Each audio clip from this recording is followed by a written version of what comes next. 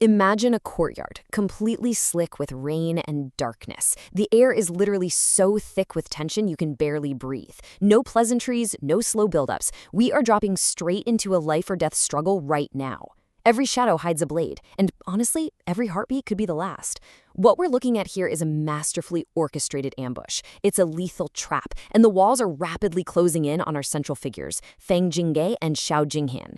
This isn't just your standard physical battle, you guys. It is the explosive culmination of schemes, magic, and a desperate, desperate fight for survival. Jingge, wait for me. I will avenge you. That chilling declaration totally anchors the entire scene. Those are the words of Shen Fufeng, and this is a man driven completely to the edge of sanity. He's not just attacking blindly, right? He's acting as the razor-sharp edge of the Empress Dowager's deadly overarching schemes. He genuinely believes he's enacting righteous vengeance. He's completely unaware of the whole complex soul-swapping reality standing right in front of him. His grief has basically been weaponized, plunging this courtyard into a relentless, blood-soaked ambush. Now, inside the room, the reality of this invisible trap becomes suffocatingly clear. It's a sudden, breathless clash. The floor is instantly littered with the bodies of fallen assassins, just eliminated in a rapid blur of defensive strikes. And right in the center of this crossfire sits Liu Qingqing, bound to a chair, her eyes red, caught directly in the center of a web that was spun long, long before this night. The physical combat here is brutal, it's fast, but it's really only the surface layer of a much larger, invisible snare designed to utterly destroy them.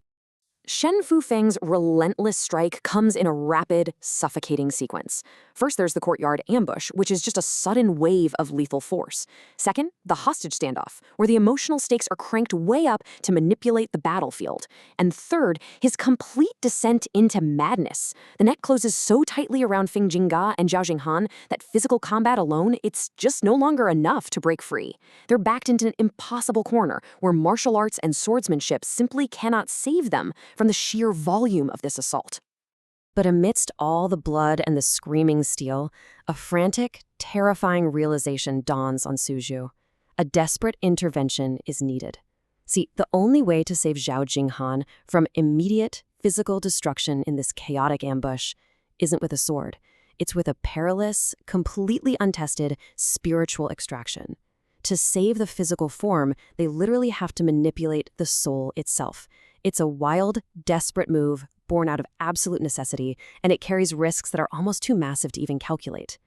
Because pulling a soul from a battlefield, it is an agonizing process. So here's the severing ritual. Step 1. Sushi uses a palm-sized white paper doll incantation, muttering ancient spells to bridge the gap between the physical and spiritual realms. Step 2. He exploits the natural compatibility between a soul and its original body. And Step 3. The violent spiritual pull.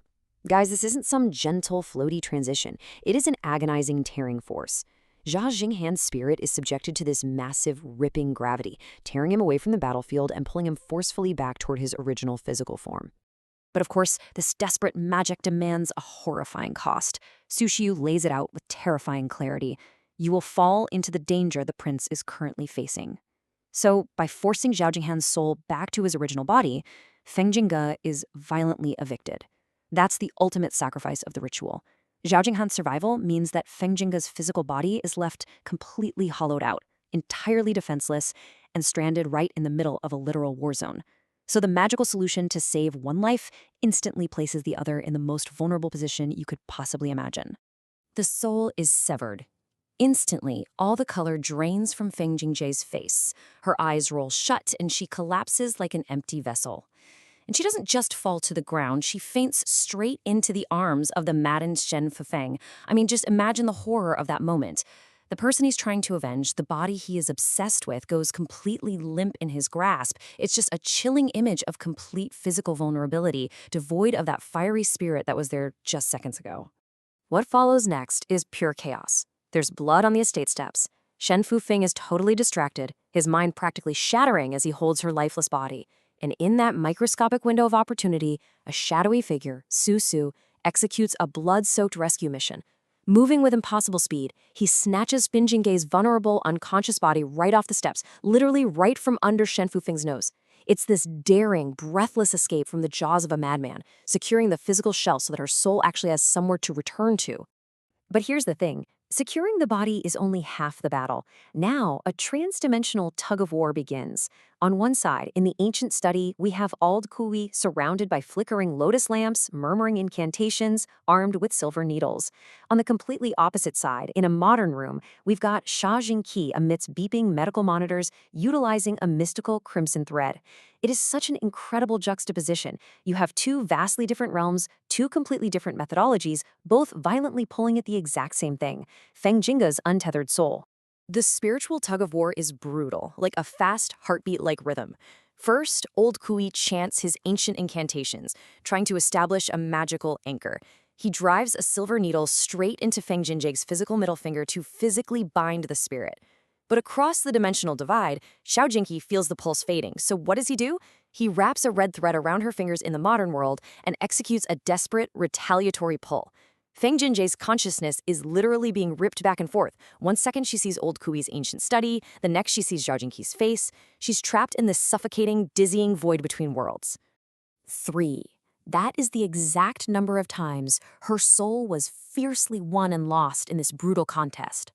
3 times Old Kui pulled her toward the ancient world, and 3 times Xiao Jinghe violently yanked her back toward the modern world. This wasn't some simple transition. It was a brutal, repeated tearing of her very essence. Just imagine the sheer trauma inflicted on a human consciousness, being stretched and snapped back across the boundaries of time and space 3 separate times in rapid succession. It's absolutely mind-bending. And the devastating aftermath of this spiritual tearing is immediate. Old Kui, who is exhausted and terrified by the magical warfare he just engaged in, delivers a chilling, hushed warning to Zhao Jinghan. When she wakes up, she might be an idiot. The spiritual tearing has taken an unimaginable toll. I mean, the human mind isn't built to be a rope in a cosmic game of tug-of-war. They have her soul back in her body, yes, but the structural integrity of her mind, it might be completely irreparably shattered. The victory of saving her life comes with this horrifying potential caveat. Finally, the explosive magic fades, the courtyard battles are over, and the pacing slows down to a whisper for a quiet vigil. We are left with the atmospheric stillness of the study. The lotus lamps are flickering softly, casting these long shadows. And Xiao Jinghan, finally back in his own body, completely abandons his usual cold, untouchable demeanor. He kneels on the floor beside her unconscious form. He tightly grips her hand, holding on to her as if his own life depends on it, just silently watching, waiting, and hoping against hope that the mind inside that body is still intact. And that leaves us suspended right on the edge of a blade. The physical ambush was survived. The trans-dimensional tug-of-war was won. The soul is back in its rightful vessel. But after crossing time, space, and sheer madness, after being torn between 2 worlds 3 separate times, who will finally open their eyes? Will it be the brilliant, sharp-witted Feng Jingge we know? Or has the horrific toll of the severing ritual left nothing but an empty, damaged shell? It's a breathtaking cliffhanger of silence, right before the moment she stirs.